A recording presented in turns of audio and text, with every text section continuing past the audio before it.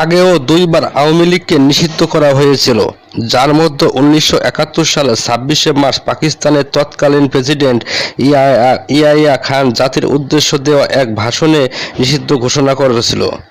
এর আগে 1958 সালে পাকিস্তানের প্রথম সামরিক শাসক হিসেবে আইয়ুব খান ক্ষমতা নেওয়ার পর সব রাজনৈতিক দল নিষিদ্ধ করেন। এবার 2025 সালে 10 মে জনগণের দাবির প্রেক্ষিতে সরকার আওয়ামী লীগের সকল রাজনৈতিক কার্যক্রম নিষিদ্ধ ঘোষণা করা হয়।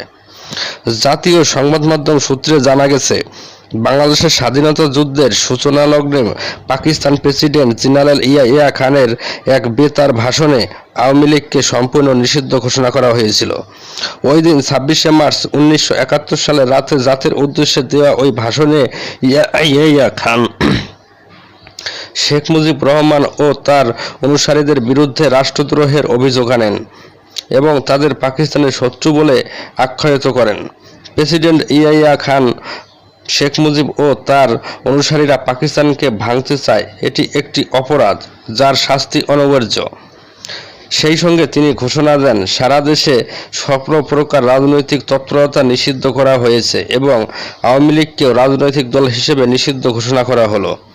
তার ভাষণে সেন্সর ব্যবস্থা, সামরিক আইন জারি এবং সশস্ত্র বাহিনীকে সরকারের কর্তৃত্ব পুনঃপ্রতিষ্ঠার আদেশে দেওয়া কথা উল্লেখ ছিল।